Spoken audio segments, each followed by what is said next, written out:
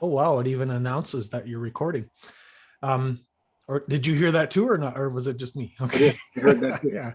Yeah. It's probably good because otherwise there could be some surreptitious recordings happening. Totally. Did Totally. you Yeah. did you get some outside work done? Oh, I did.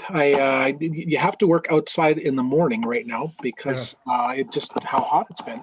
Yeah. So first thing I do every morning these days is I go out and lay a small row of bricks in my garage that I'm redoing. Right. Um, Yeah. and started last summer. And anyway, so mix a little mortar by hand and do a bunch of batches, lay a few bricks, 9 or 10, that's all. Okay. And then I'm working on have to rebuild my fence gate because it broke over this last winter. Right. Uh, so that's what I'm working on right now, and Cool. just a bunch of other stuff outside. Yeah. Yeah. We've taken to walking the dogs first thing in the morning because they're getting old and they can't handle the heat, Oh, so yeah, yeah, neither and then can of we. course now, yeah, going to So, say the smoke just blew in this morning too from the forest yeah. fires. Yeah. So you can't be outside. We've had to close the windows, which is really a problem in our house because we don't have air conditioning. Oh, yeah, that's not good. Because No. in the mornings you like to have the windows open for just to get some of the cooler air, right, to blow through. Sure. Yeah, that's what even with AC, we do that as long as we can, and then we kick it in, so. Yeah, well, there's a little bit of Dutchness there, I'm sure. Sure. Yes. Yeah.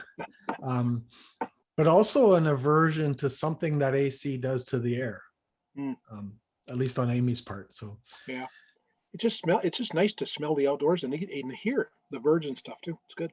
as well, Yeah. we have leucistic magpies in our neighborhood, and I've got tomorrow dedicated to walk around with a camera and try and get pictures of them. So these are Leucistic is a new word for me. What's that?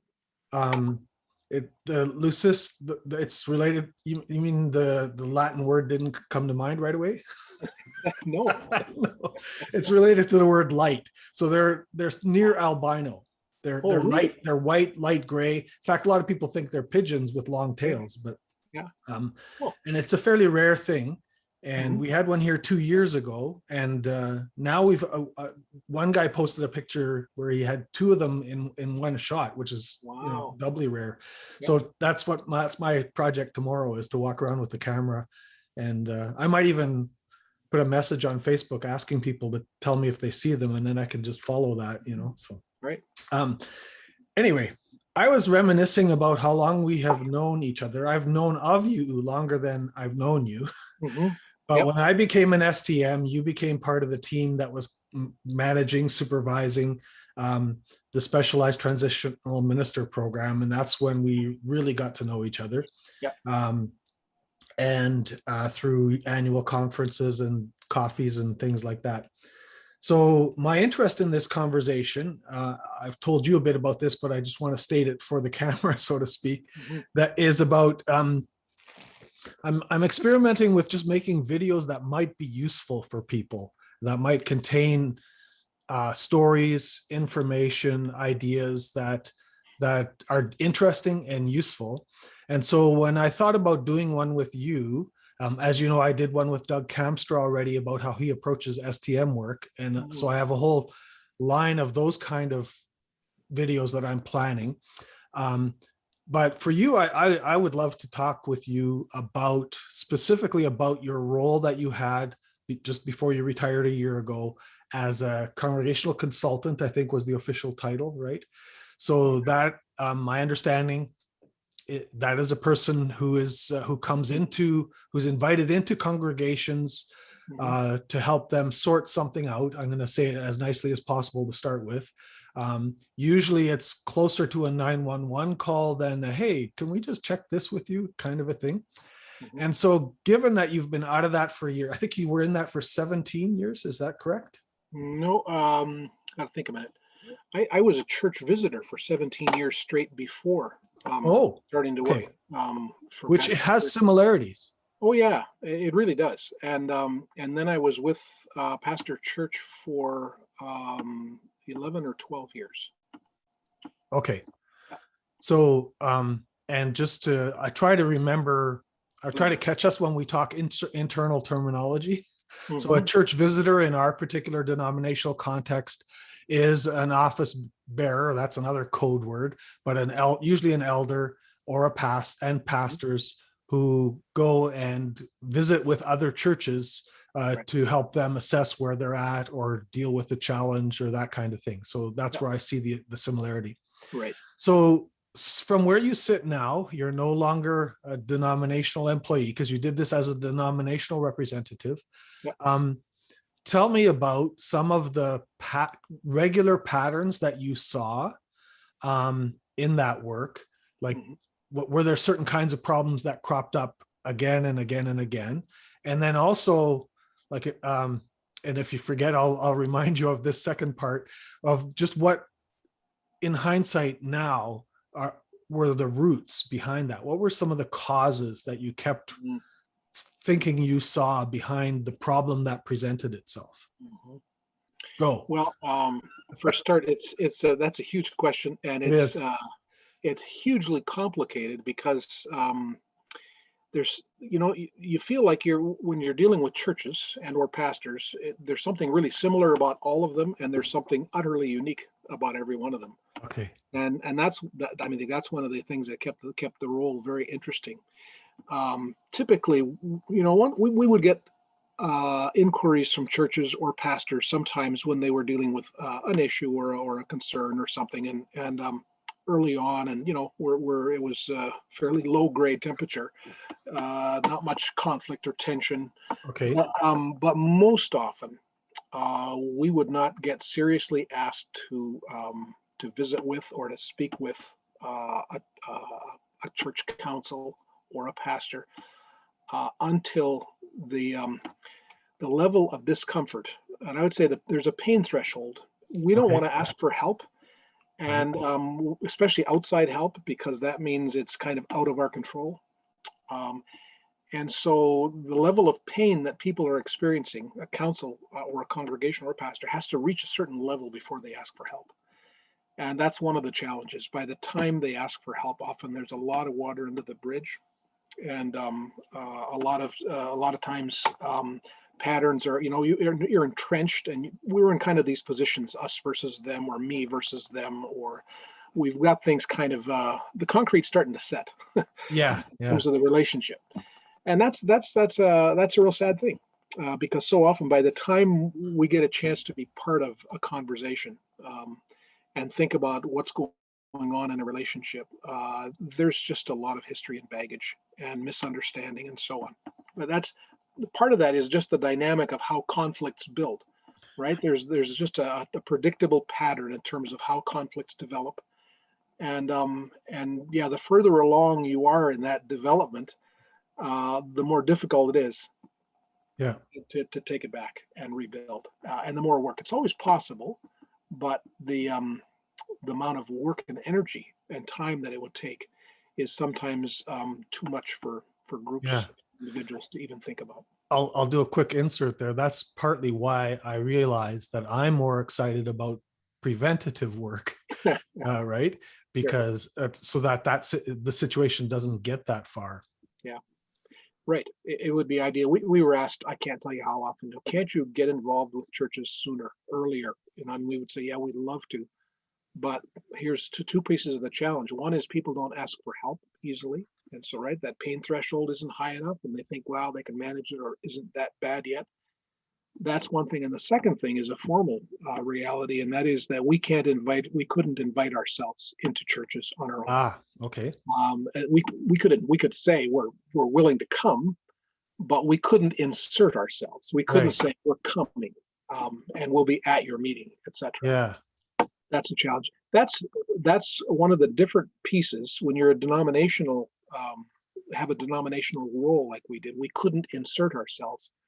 The church visitor function at a classis is slightly different, because the church order says that these visitors should visit with every council annually, and I don't think that happens anywhere annually. At best, it's every 18 months or 2 years or so, or maybe more. In some places, not at all. But the beautiful thing about that is that councils could ask church visitors to come if they had a question they would like to have some input on, or church visitors could always, in their formal role, invite themselves. They could say, as part of our Oh, responsibility, calendar says, yeah. we want to make our annual visit, so Yeah. let's make it happen. So that's the difference. Okay. You mentioned the word classes, and again, I have no idea whoever might even watch this, but that's our code word for a regional grouping of churches. Best way to say that. Right. So what would you generally do when you came into one of these cement setting situations? What were some of the tools that you would use?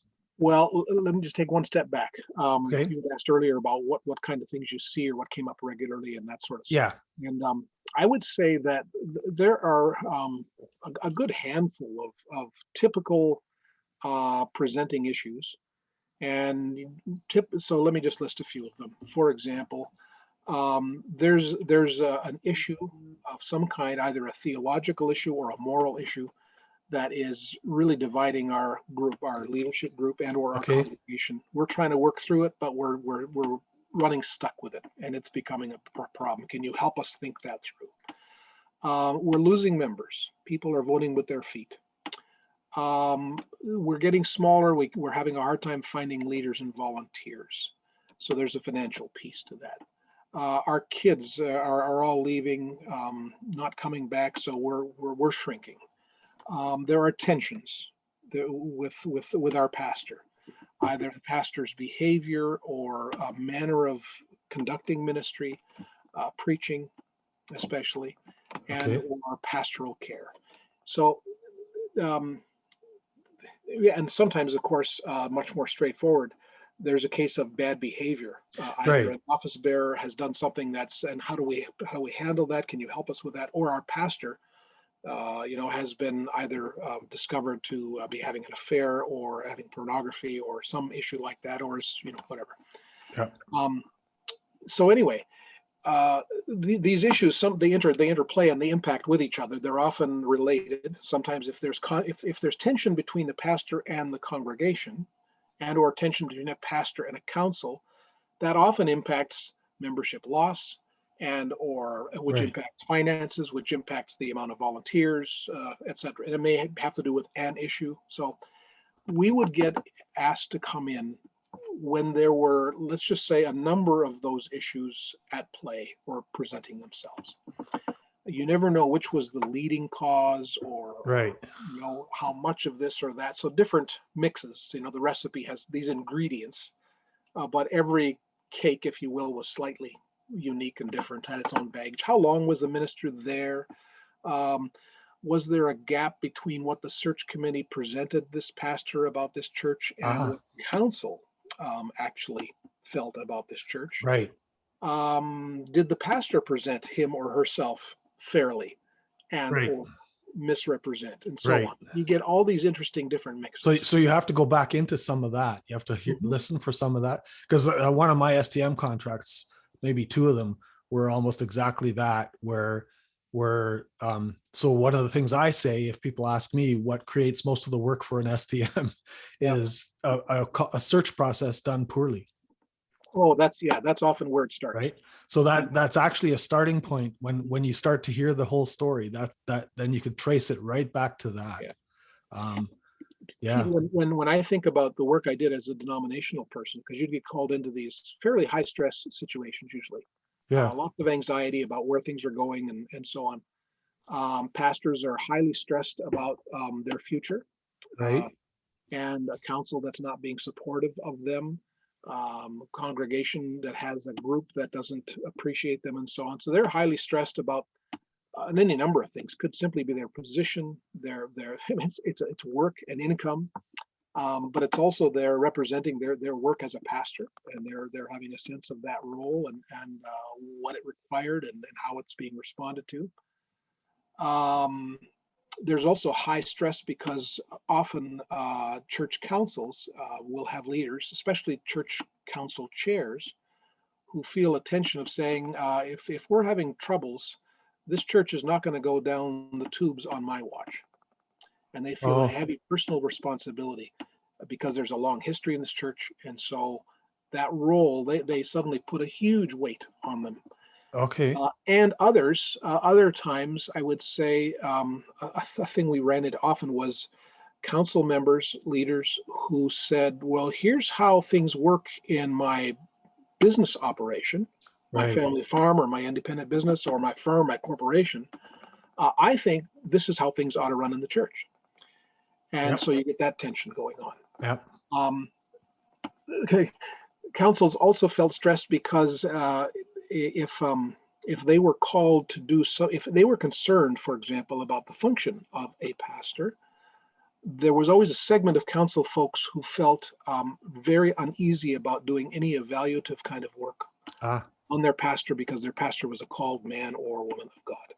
yeah, There's that whole spiritual dimension that became problematic. sure. So sometimes pastors would also use that. Yeah, I was going to say sometimes Oh, pastors have that. oh yeah. Well, sometimes it becomes a really convenient kind of a thing, you know. So Yeah, it's a good thing, and it can be a problematic thing. for not, yeah, a way to not accept good feedback is Sure, just, hey, sure. um interesting. You used, and I thought I caught you using it carefully, the word presenting issue. Tell me more Yeah, about why you said it that way. yeah. Um, so often it's like the tip of the iceberg. Okay. What you see is the tip of the iceberg, and it's usually more complicated. One of the things that we had to do regularly was we'd hear about concerns, or we'd hear, let's say, a council. They could come on the phone, and they'd say, we have real concerns about how things are going, and we're concerned about our pastor, this and that.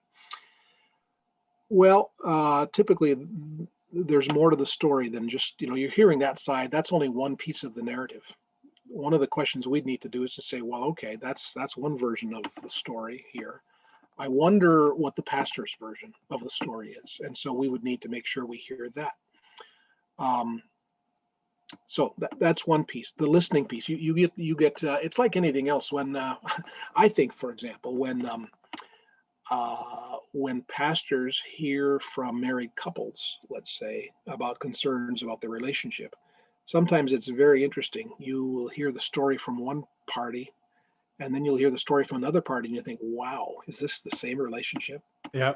Well, that's the way it is, I think, in church, with any relationship, and so on. Or when kids to describe for you as a parent what was going on with the dispute over there. Yeah. One child will present it this way, and another child will present it that way.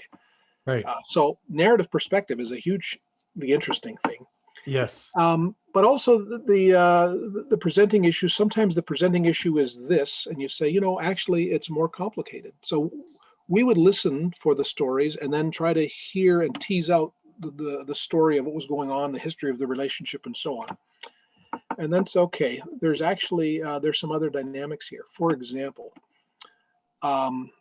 in many congregations, while the council has formal power, they are the formal authority in a church with the pastor. There may be an informal authority figure or figures or family Yes. figures, right? Who actually are the power brokers. Yeah. And so council will make a decision at a given point, but the decision will only ever be enacted and take force if that decision has been approved by a family member or a grandmother or father somewhere in the congregation. Patriarch or And that's matriarch. Yeah. yeah, it's an interesting dynamic. It'll come back. Yeah. I wish I had learned about that earlier, because I've run into that frequently. And even, yeah, and I even know of a story where the person that held all the power was no longer attending the church. Oh man. But so I wasn't directly involved, but the pastor came to me of that church and said, this it's really, something really weird's going on, and I don't know what it is. Yeah. And they were regularly rescinding decisions that had been made, right? And so there, some curiosity, asking some questions revealed that 3 people in council were regularly the ones doing this. And then he was asked, is there a connection between them? Do they work at the same place or something like that? Well, they're all in one clan, and that clan went home to dad's place on Sunday after church for lunch, right? And so I never got to verify it, but then he would ridicule the decision that was made, and then one of them would take it back and want to redo it. Right. Very frustrating for this pastor. And yeah, so I'm just going to say, I'll stop there and say, I know what you're talking about. I've been there. Well, you get some of those things. There's so many intriguing dynamics, right? Like the challenge of being on council with folks who are related to you, and especially if you happen to be part of the same family farm or firm. Right. People don't always feel free to speak their minds and hearts in ways that they should.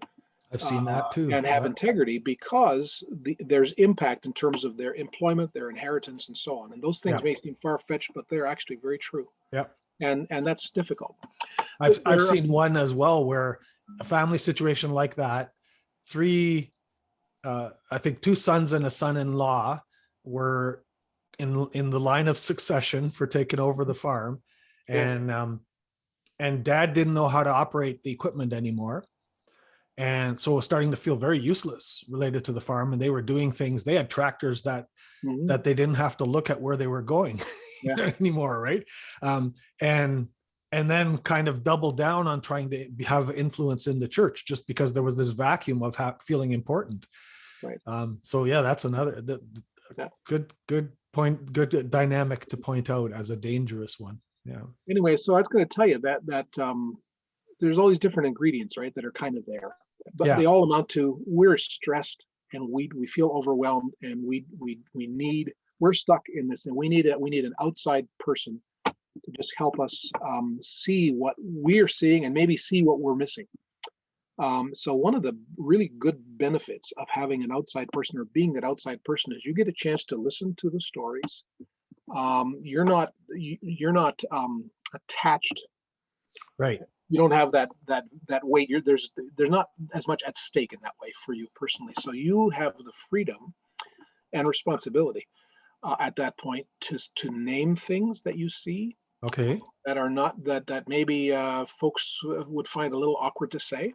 If you see bad behavior or dynamics that are unhealthy, you have to name them.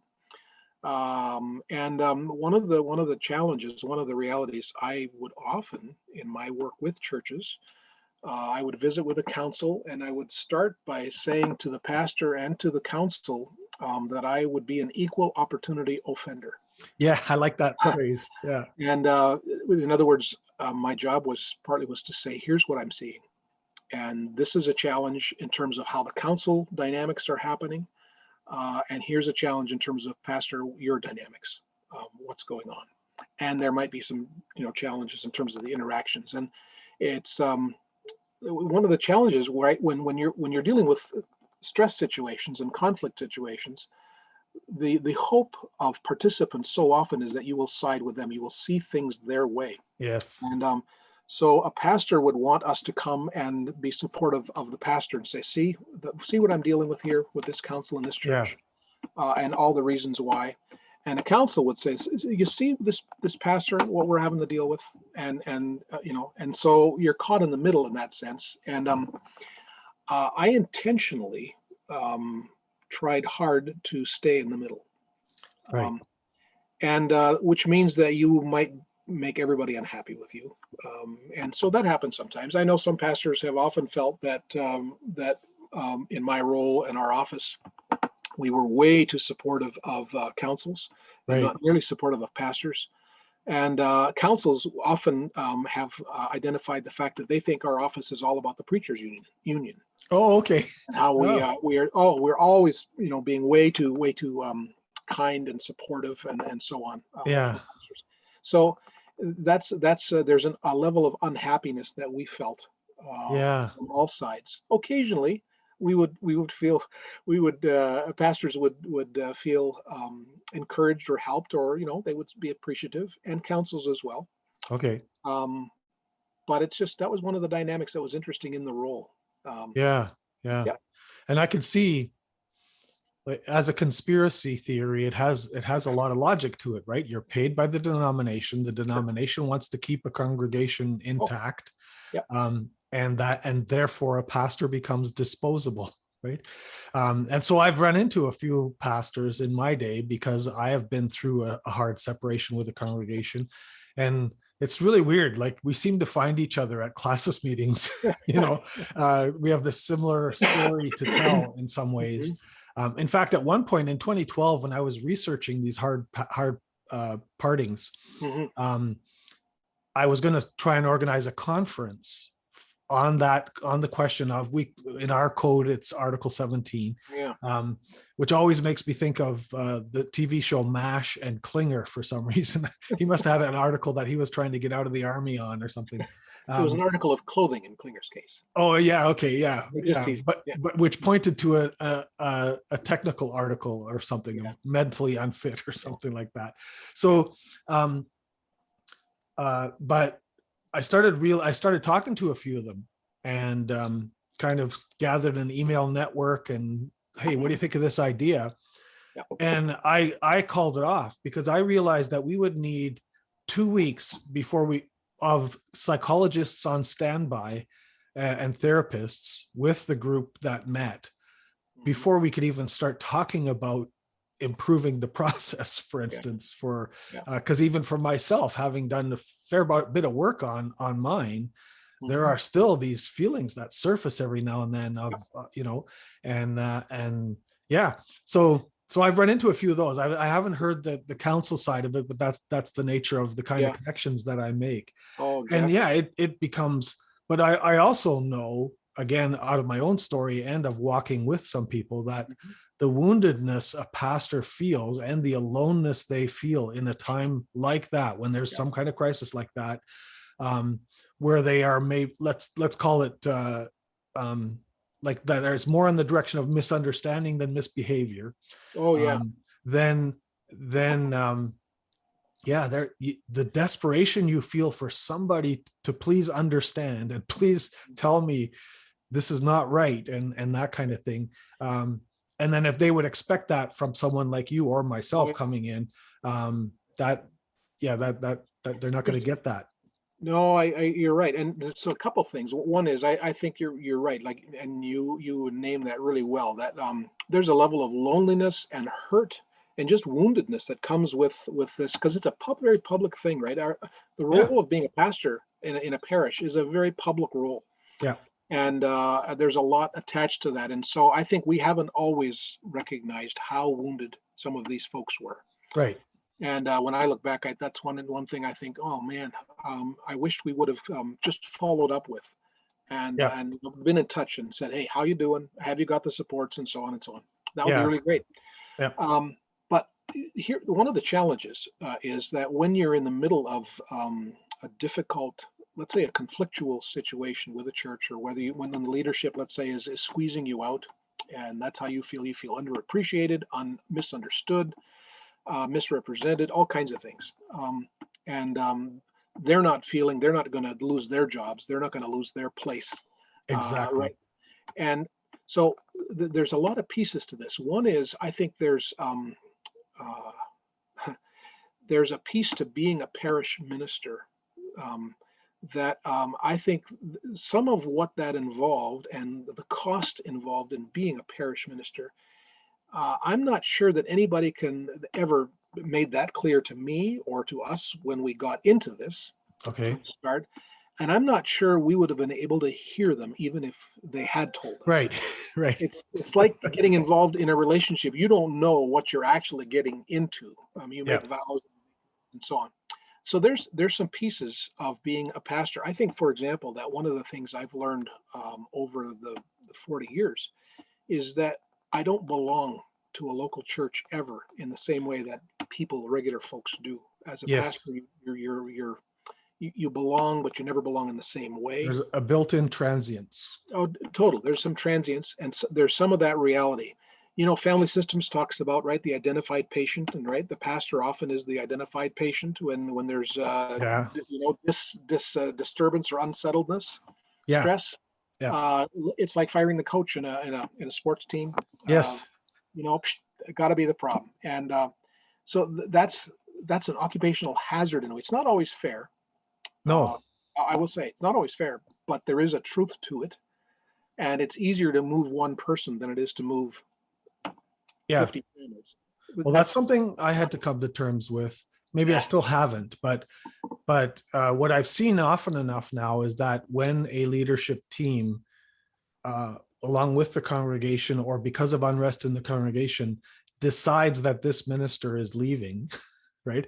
Well, and not even as a conscious decision, but just that kind of develops, there's not much that can be done to stop that train. You've just frozen on me here. Unless that thought was just so profound that you're just frozen in deep thought. I'll wait to see if it unlocks. There you go. There we go. Good. Yeah. Did you hear what I all said? No, Okay. It cut out. Okay. So that when a council, along with anxiety, usually driven by anxiety in the congregation of some sort, yeah, makes, and it's not always conscious, but concludes that this minister needs to move on, there's not much that can stop that train.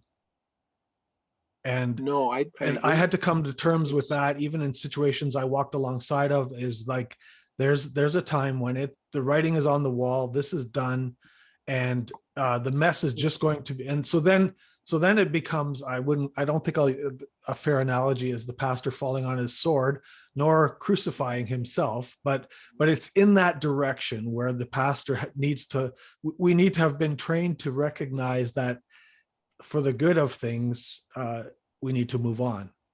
Yeah, well, yeah, and that's not a happy thing. No, but I've just like seen that, right? Pastor. In my own situation, even now, I still wait for somebody to have for some dumb reason historically reviewed the thing and said, that was not right what happened to you, so Pete, we should just talk about a couple things I wanted to make sure we get. One is one of the pieces that I think is really that I've just watched and observed and stuff, and I think I've talked before in a setting where you've heard me on this, and that has to do with narrative perspective. Yes. And we all tell our stories, so we listen very carefully for how people are telling their stories. How does a pastor tell the story of that pastor? Yeah. How does a council tell their story? How does a church tell their story? And in a drama triangle, there's 3 points. There's the hero position, there's the victim, and there's the villain. And we are all really good at explaining why we are the hero, or at least the well-intentioned, I meant well, here's what I was trying presenting to do. our case as heroic. Yeah. You bet, as heroic, and even humbly heroic. We're really good also at the victim point of view. This is how I've been hurt. Here's how this is not fair, and I'm just wounded and all that stuff. And there's truth in those things. Yeah. Right. What we're not really good at accessing or telling our story from the villain point of view, which is to say, how did I contribute to the mess that we're in? Right. It's not saying how was I the nasty person, but but how did I contribute? What part did I play? Yeah. To integrate the 3 pieces, because our stories are whole when we know them from all of those vantage points. For example, when I tell the story of myself as a husband or as a dad, I am a well-intentioned, wonderful man. I have been hurt and wounded as a husband, as a dad as well. And I have contributed to the mess because I can be a real jerk. And I can have blind spots and have bad days and all the rest of it. So all of those are true about me. And my story is not complete unless I can access all of those pieces. And this is also true for pastors and church councils. And I think that pastors and church councils have just as much of a hard time accessing the villain perspective. And that's a self-examination perspective where you say, I wonder how my behavior and my patterns and my personality, how they contribute to whatever. So that's where I love some of the new stuff, like the Leader's Journey people that are some of the renewal programs that both the Reformed Church in America and the CRC are running now, where they're teaching this kind of emotional self-awareness. That was a huge vacuum in my life.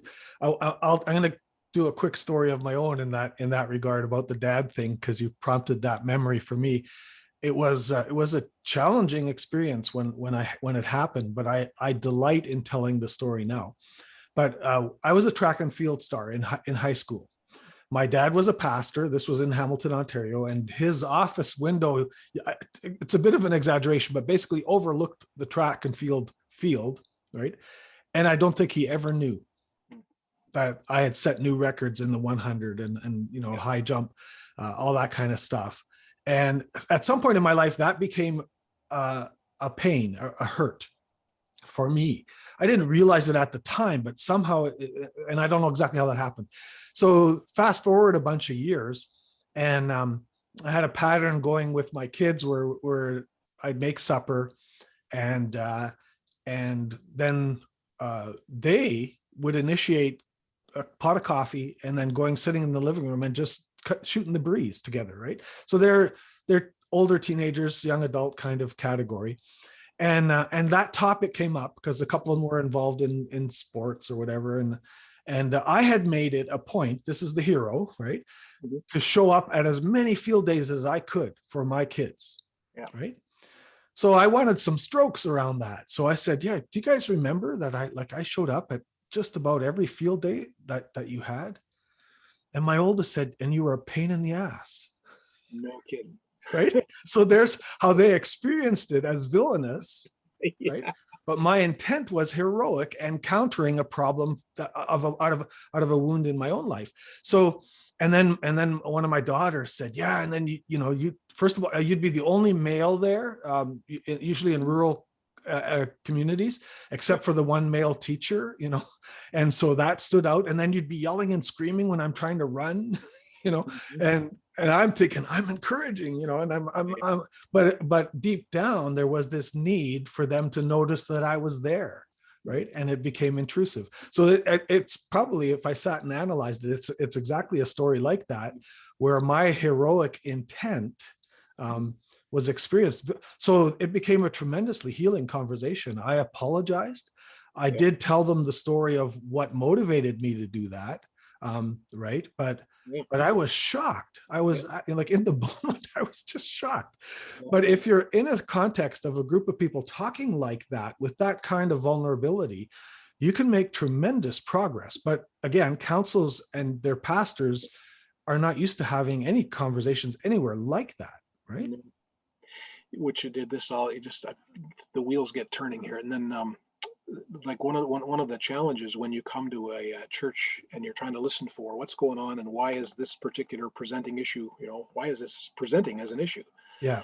One of the challenges is in congregations is that for groups like that, in family systems, in other words, right, in a church, if there has been a significant conflict that was an unhappy experience within the last 30 years, that's considered recent. Yes. And people are blown away when they hear that because they think that's old history. But the challenge is if experiencing conflict was as like something so negative, that people will do anything to avoid conflict in the present because of their memories. And it may be unconscious and maybe, just a pattern that's there, but it's real.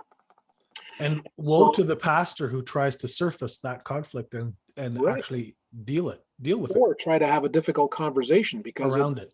That might lead to a conflict, right? Yeah. So some of what needs to happen is to know the history of this place.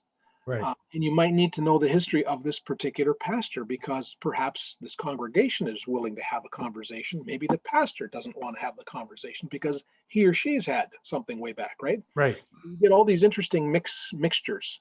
Absolutely. Yeah. Are there people in the room who trigger stuff in each other?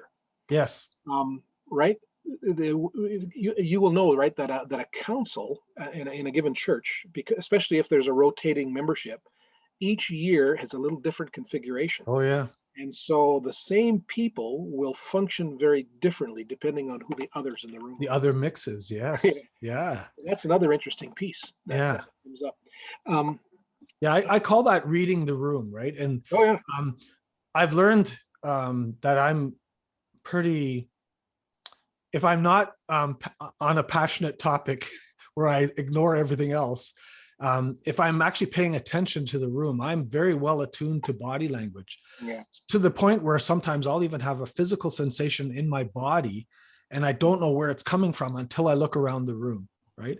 And then I see, I'll never forget one church where the first Sunday I got up to preach and I came I came in difficult circumstances. I was kind of appointed to be there. Yeah. And I saw three of the older men were sitting with their arms folded, leaning back, the head kind of cocked like that, like, you know, and like I immediately felt terribly uncomfortable. It's already uncomfortable enough the first time in. Yeah. But then I looked around, I took a breath, looked around the room, saw that their body language was affecting me, and then I could alleviate it a bit, you know, like, but oh, that was intimidating. Yeah. So Yeah. yeah, that's a very important piece. But and again, at least in our cultural background, there is not a culture that we're suspicious of emotion. So certainly the people that are older than you and I in our, you know, the immigrant generation, and also don't have language to express emotions appropriately. And so then it comes out sideways in a council room. Yeah, absolutely. Speaking of that, the I knew we'd have a conversation where we just kept oh sparking yeah, back and forth, right? So, there's so many things to get into. yeah. Like this whole thing about relationships and churches, and it is so complicated and interesting in that way. But what were we saying? Oh, you were saying, so you know, what are some of the reasons behind things and so on, and Yeah, you know, root causes. a few things. One of the things I think I'm bumping into or bumped into more and more and more, certainly in our denomination, is what happens when you have individuals on a church council, or when you have pastors for whom being right, being correct, Ah, is utterly important. If being right is more important than the relationship that's there, that's a challenge. So we have pastors sometimes whose theological bent is such that it's very, very strong on being correct and right. And we have councils where you have either a whole council or significant leaders in a council for whom that very same thing is true. In those cases, it's really a challenge. One of the consistent patterns of pastor and council relationships that had gone south, that were in trouble, was the issue of how was the EQ, or the relational skill, the soft skills of the pastor and maybe the council, but especially of the pastor, I think was a huge piece of that. Even when you have a church council that puts a high premium on correctness, you need to have a pastor who can he's either going to be exactly the same as that and fit in really well there, or has to have pretty strong pastoral, relational, people EQ kind of skills to navigate that, and to hold, you know, to counteract that a little bit and to soften it a little bit. Because you know, like my model has always been, you know, how Jesus gets described as being full of truth and full of grace. right. Both. It's not one or the other, it's both at the same time. And how do you do that? That's a challenge for a lifetime. Right.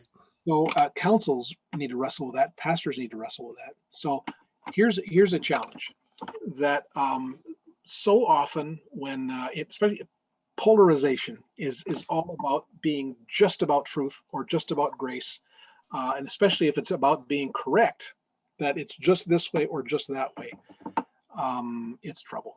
And you will know from our own conversations over the years that I'm a huge proponent of understanding when there are polarities. Like these are different. That's a dilemma because you have competing values. Mm-hmm. So the value of truth and the value of grace are hugely important and biblically, you know, foundational. You need both. You can't choose one or the other. You need to have both. And so, for example, in churches, one of the grand concerns, the presenting issue always is one of tradition versus innovation. Right. And the way I've understood that is to say one of the traditional question is, what do we need to hang on to? And the innovation question is, what do we need to change? And if you're only asking one of those questions, whether you're on the progressive quote side or on the more traditional side, you're in trouble. You need to ask both questions and at the same time, and they need to inform each other.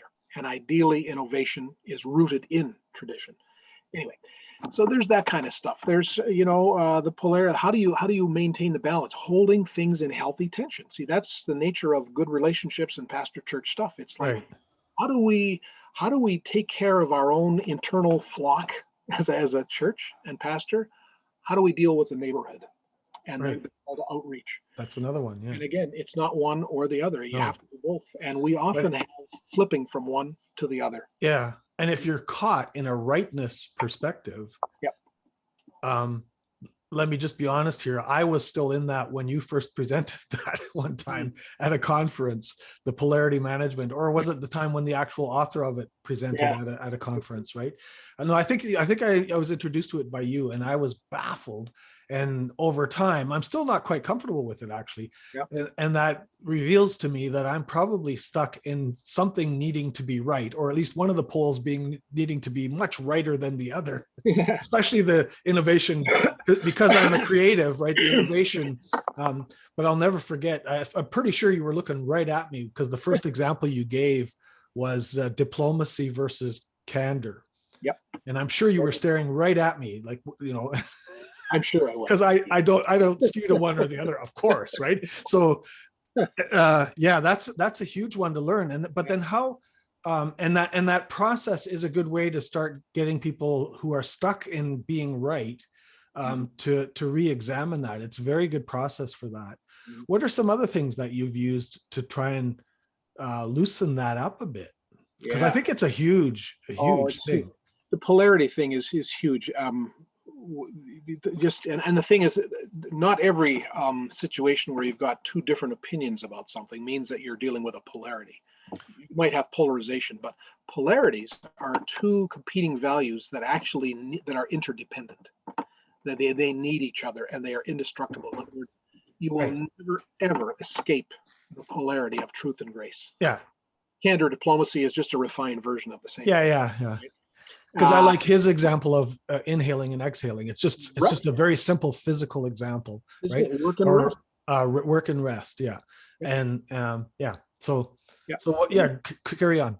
So anyway, that's a huge thing. Just allowing people to see that there's truth on both sides. So, for example, one of the challenges in our day, right, is the fact that the political conversations around us that we're in the culture that we're at have become so polarized, and this is impacting now how we think about things in church. So, you can be either a person of faith or a person of fear.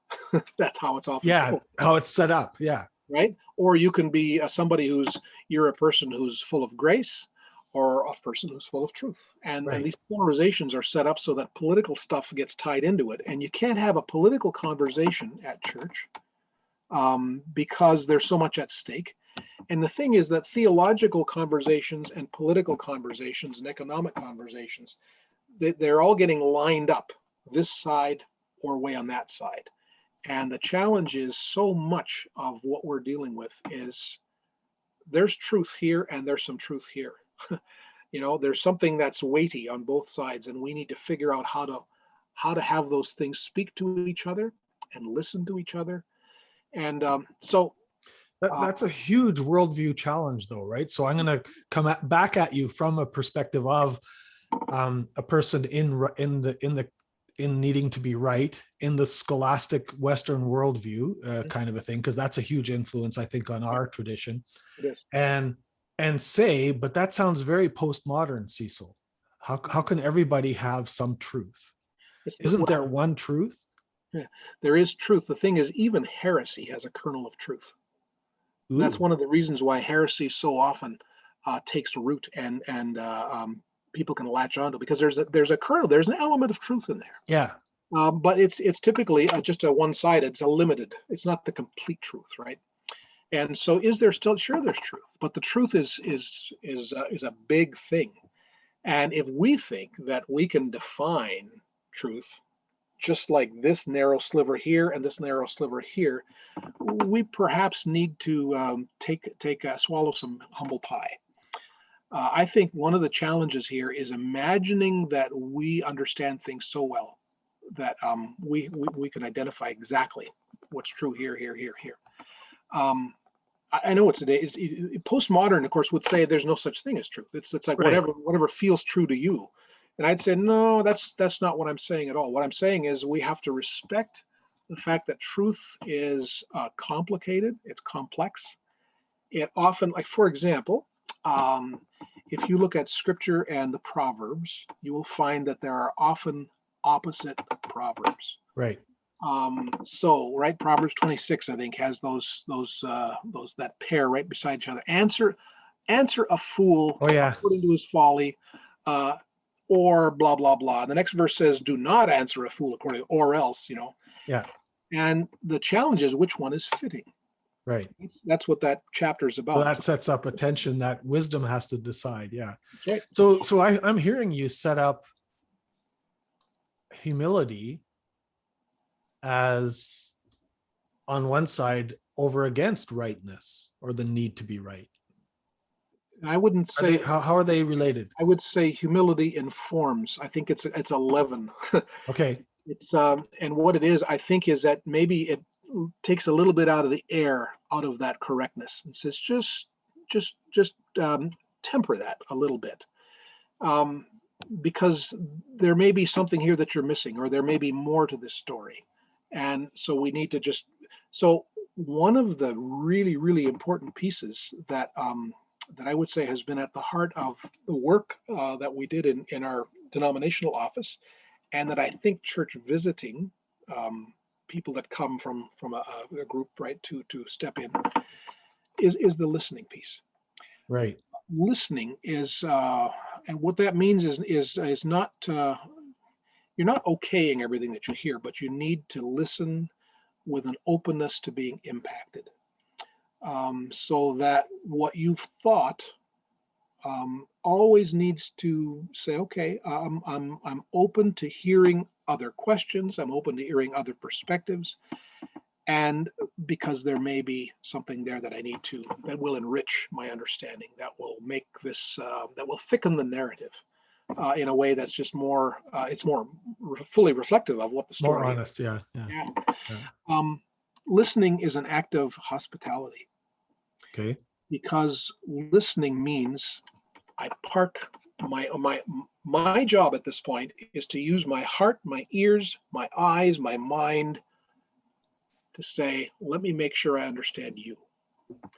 So I am sharing, I'm making room in myself, my whole being.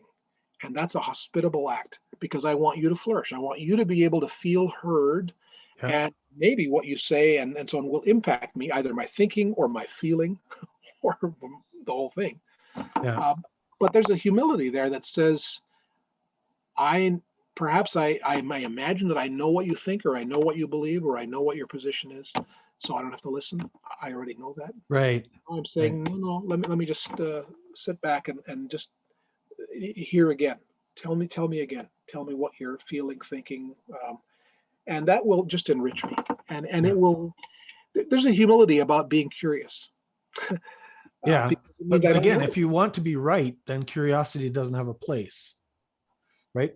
I remember a time when I was an active called pastor where a neighboring congregation was extremely, it still is, in fact, traditional and conservative. Mhm. And through a course of events, I began to realize that for them to even think about the possibility of being curious was a sin. It was, yeah. It's almost like they've. It's like a doubt seed, right? It's like, what are you doing? Yeah, You're because then undermining. you are no longer convicted and convinced, right? Right. And it was just a baffling thing, that I've done some thinking about. Another piece along the way, because you've mentioned values a couple of times. I think it was the year after, I seem to have phases of things where I start researching and reading and thinking I'm going to come up with the next big breakthrough. It hasn't happened yet, but I spent quite a while trying to find and trying to work out a values assessment tool where these values could be surfaced. But over my looking into this, and there are some like that out there, but they're often corporate. And I just realized we can lie to each other so well on those, right? We choose values as ideals. The only way to really get at the values is to take the behavior and sift the values out. Mhm. And that's too interpretive in the eye of the beholder to really get anywhere. So, but you mentioned a number of times that these conflicted values, right? What are some thoughts you might have on how do you surface what the actual value is behind something? I do think that behaviors, patterns of doing things, actions, Yeah. reveal values. And so some values we are self-aware about. Some values are intentional. We'll say these are ones I know and believe and hold.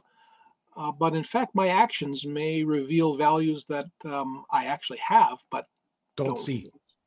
So one of the and this is the same dynamic I think that that comes into play when we talk about expectations that congregations and councils have for their pastors and for their churches, and that pastors have for their work and for their counsel and so on. We have expectations many times that are unarticulated, and Oh, absolutely.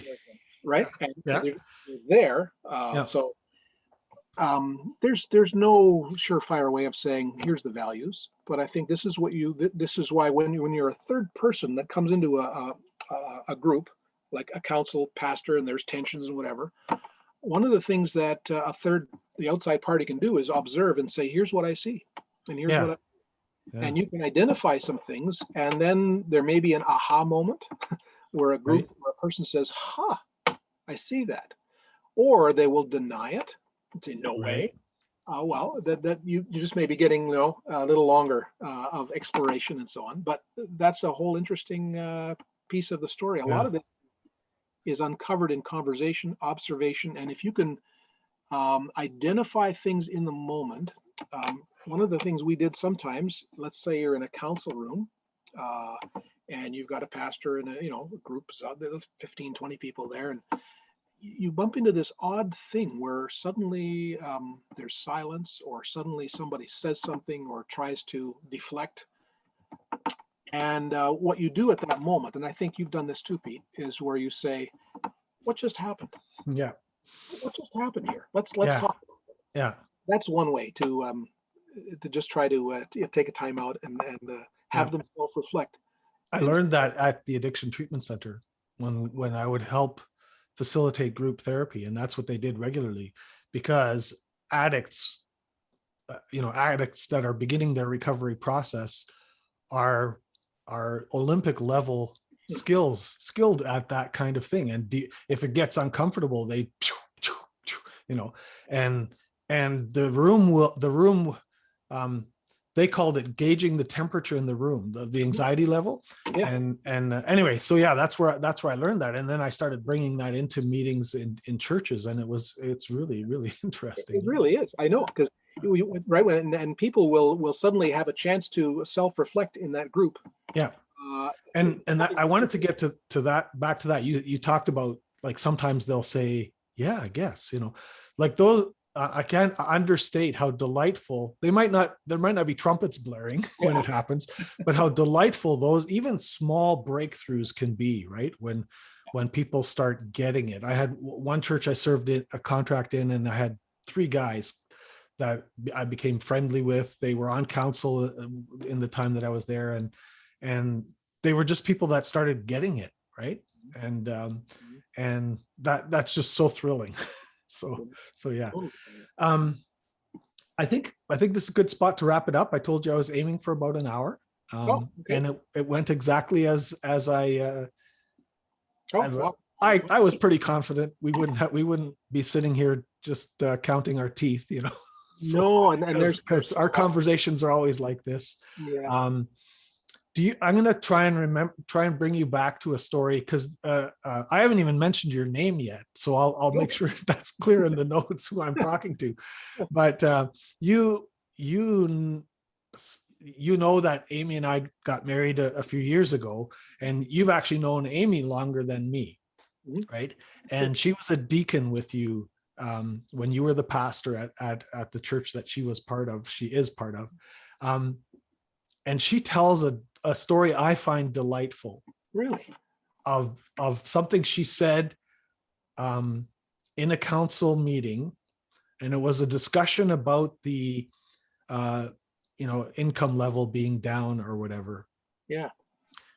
Does that, I'm going slowly to see if any bells, any. Go ahead. Yeah, Okay, no, go for it. and she said something, you were beside her. She said something, I think it might've been under her breath a little bit. And you looked at her with shock and then just started laughing and laughing and laughing. And it was something along the lines of, the deacons have upped their giving, up yours. And I just love that story. And I knew that you would, being the pastor there, would appreciate that kind of a thing too. Is like, just what, so it was something like that. But yeah, that's also become an interesting thing of where the lady I married, I had started to get to know you at that point, but that you and her had a history. But that's how it kind of is in our denomination as well, right? When she and I found out from her mother the first Christmas we went to visit there, that we had spent time in bed together as babies. That was just so weird, because she was born in Brooks when I was born in Brooks. So that's that small world. We didn't expect that. So and of course that becomes a great story too. Like, how did you so when people say, how did you meet, I'll say, was that a sleepover? Yeah. So yeah. Hey, I've enjoyed this. Do you want to have a chance to review it before I make it public, or you feel pretty confident that it's okay? I don't. Yeah, no, that's all fine as far as I'm concerned. That's not a problem. I mean, there are lots of things we didn't talk about. Oh, absolutely, yeah. And there's other things too, so which is all fine. So you may have seen a few moments where I was biting my tongue, like, oh, I want to go there. I want to go there. So, but I think that's all part of the point of this. And then if anybody watches it at all, aside from family that we might impose it on, then we, I would be hoping for comments about, that was interesting. Could you do another one on this and this, or whatever like that? Well, I mean, we didn't even touch on COVID and that kind of thing. I was deliberately trying to go back to pre-COVID, what you saw as regular patterns. So that's good. One of the hugest patterns that we never talked about at all, that had to do with the that expectation piece about what councils expect in terms of, we talked about a little bit of their business sense and sometimes different things, but from a pastor's point of view, I think one of the regular patterns was pastors who don't have regular pastoral contact with congregation members. Right. That becomes a challenge, and it's a consistent pattern. Yeah. If you're a really good preacher, you can. It'll take longer for that to become a problem for you. Yes. Good point. But if you're a very average or a poor preacher, the fact that you're not a caring pastor, at least in the eyes of the church, will become a challenge very quickly. That would be a great topic, like for me to talk to the president of the seminary about, because in some ways the seminary has been producing pastors that are not what the congregation is really looking for, right?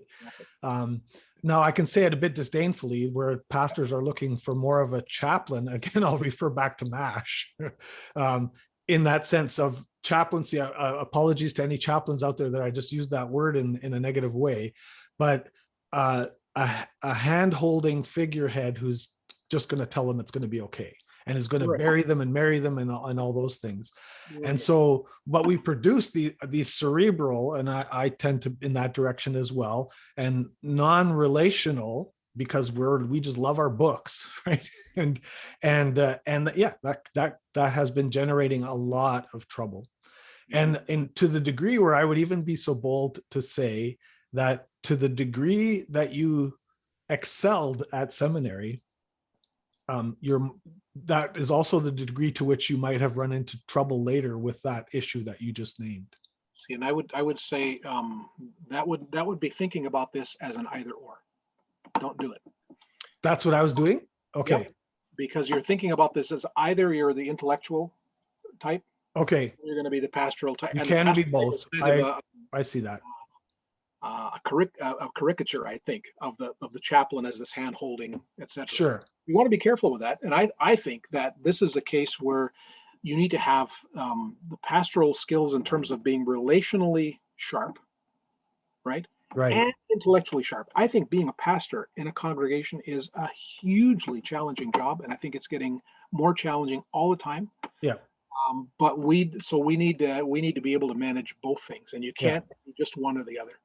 I call it relational intelligence. You Yeah. used EQ earlier, but Yeah. and I don't even know if it's an official term, but it just Yeah.